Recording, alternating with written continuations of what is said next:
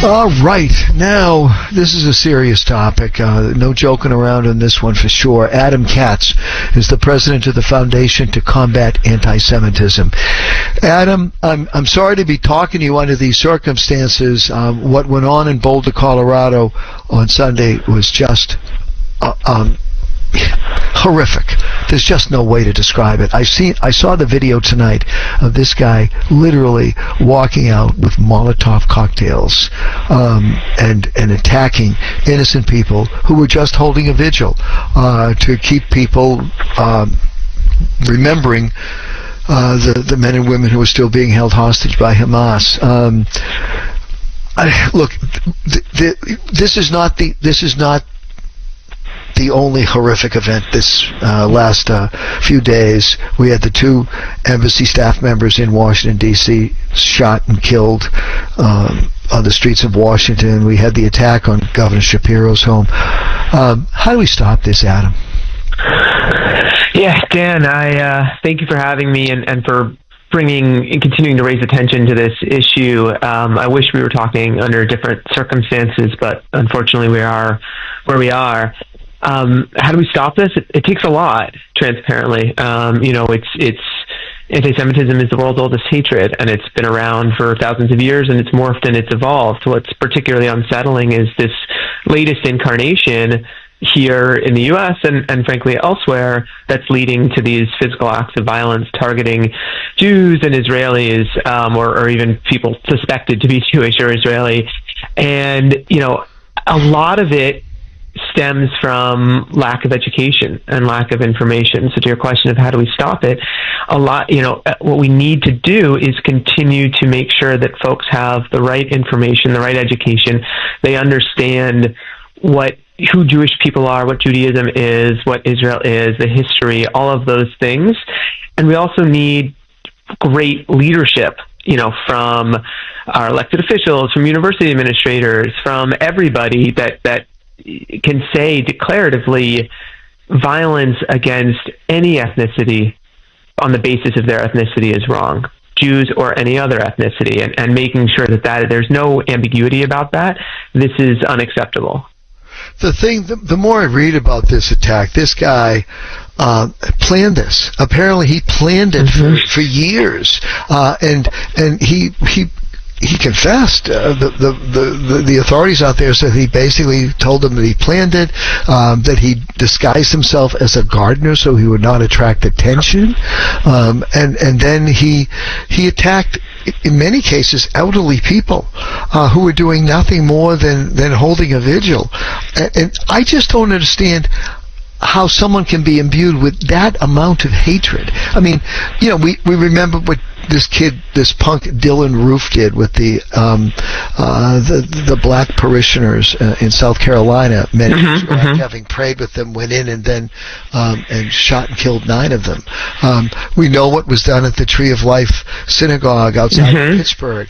But this guy was in the country, overstayed his visa, tried to get a gun to kill more people, couldn't get a gun because he was no longer, or he was, I guess, I don't know if he was here as a tourist, if he was here seeking asylum, but he got everything this country had to offer, and his thank you is to kill, or to try to kill, innocent Jewish Americans, including an 88-year-old woman who's a Holocaust survivor. Yeah.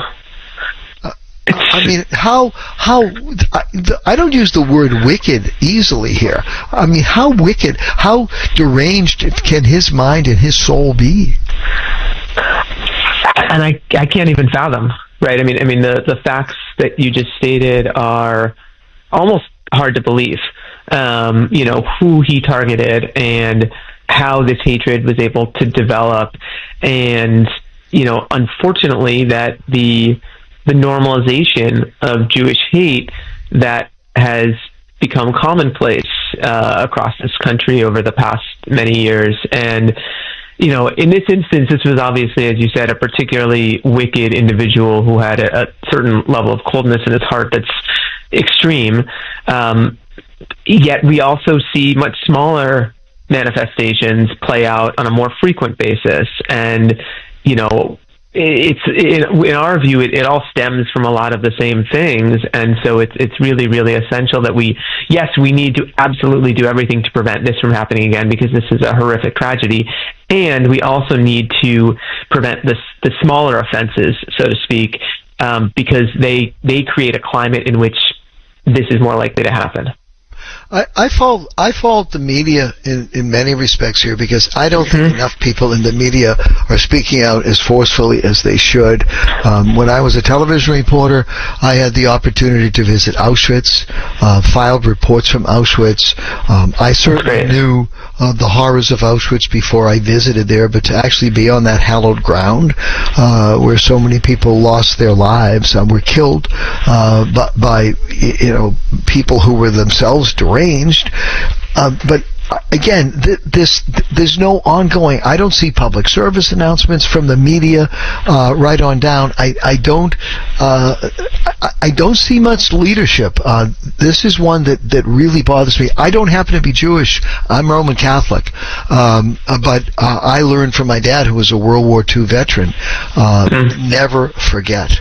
And if it happened then, and in other ways, in so many other parts of the world, this has happened, it's happening here now, and it has to be stopped. I'll be doing a couple of hours on it beginning tonight at 10 o'clock, and hopefully getting listeners to call and pledge that they will that they will join with everyone in denouncing it wherever it raises its ugly head of anti-Semitism. That's fantastic, Dan. I mean, I think that's a huge part of remedying the situation that we find ourselves in now is, and I agree with you, that there's not nearly enough clear, unequivocal denouncing of this, whether it's from the media, the press, elected officials, other people in leadership positions. That's been this there's been this hesitance, unfortunately, that has persisted, that has reinforced, I think, the undercurrent that we have.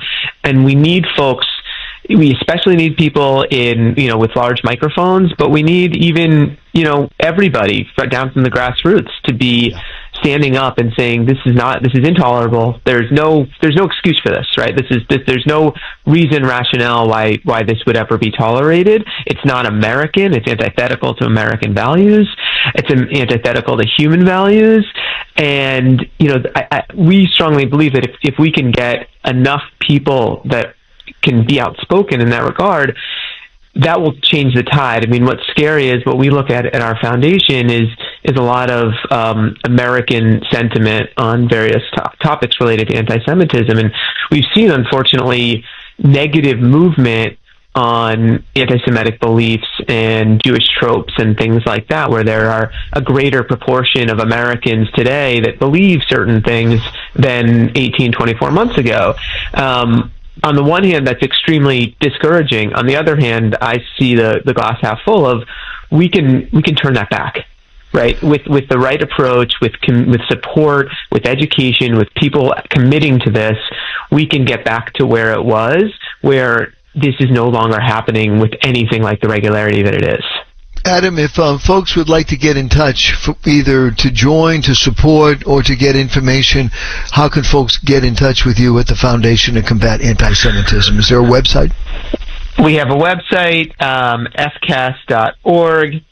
Folks can check that out. We have several different social media handles, Stand Up to Jewish Hate. There's several others, but I say start with the website and then look for our blue square. I think that's a really important thing. We have the symbol that we have developed and been catalyzing is a blue square, which is, it's in itself a symbol that just represents standing up to hate. And it's standing up to Jewish hate, but frankly, it's standing up to hate against any potential persecuted group. And it's a small symbol. It's just a blue square, but it is a powerful symbol. It is in your phone. You can, post it in a text message. You can post it on Instagram, on social media. And it's just a way to show solidarity with this, that everything that you just described, that this is not acceptable. And it tells your Jewish neighbor, it's basically, it's that figurative arm around the shoulder, which right now is what a lot of Jews need. Absolutely.